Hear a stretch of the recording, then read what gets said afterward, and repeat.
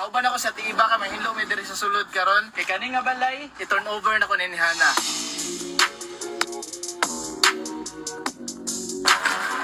Ikaw ba sab sa yung kani mga boss no? Kauban din ako sa tiiba karon. Sir.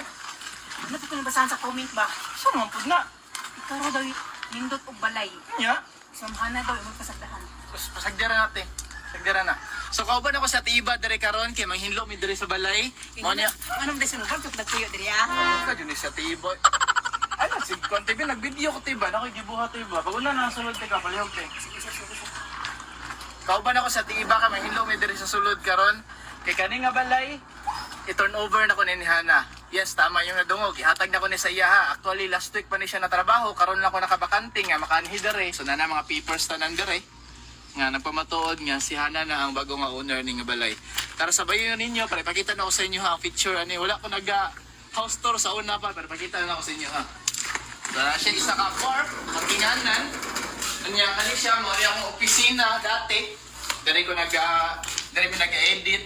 Video sa akong editor. Dari, pakita ninyo. Kani siya is 200 square meter. Dini nga balay di ay. Hello, abriti ha. Sulod. Okay. So, nakita ninyo. Hawan kayo ang sala. Nani siya ay tulok ka kwarto. Duha ka CR. O isa ka office room. Anya, kani siya. Naka-aircon na tanan. Kani nga sala, naka-aircon na. Kani po dere. Muna akong kwarto, naka-aircon. Naka-aircon na ni tanan. Ang kayhanan na lang, igo na lang siya mo, puyo dere. So, wala na ngayon si Hana ni ha. Kusa na ko ni nga gihatag sa iya ha. Kay para gusto lang ako, bisag wala nami. Safety sila, o na sila ay nindot nga kastihan. Kay si Troy Baya, hilig ba yung magdagandagan no. So, gusto ko luag po ang lugar para kay Troy. Kay luag ba kayong sala, o madagandagan siya dere. Ya kani nga room dati, mo ni ang room ni Ate Iba, kami dali siya nag-stay. Oh. Gwapo na, plaster kayo, aircon po na.